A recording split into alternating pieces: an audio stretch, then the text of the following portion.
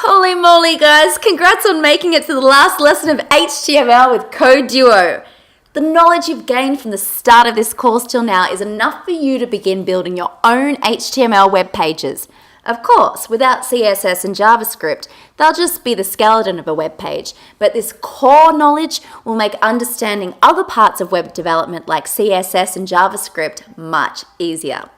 In this exam, we're going to give you requirements and you will have to write the HTML to satisfy those requirements, similar to how you would do as a web developer for a company.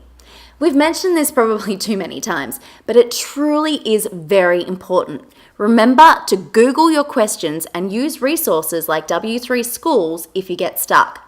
Secondly, if you're doing this lesson with a friend or another Coduo user, remember to communicate your thoughts. Talk about which tag you want to use and why.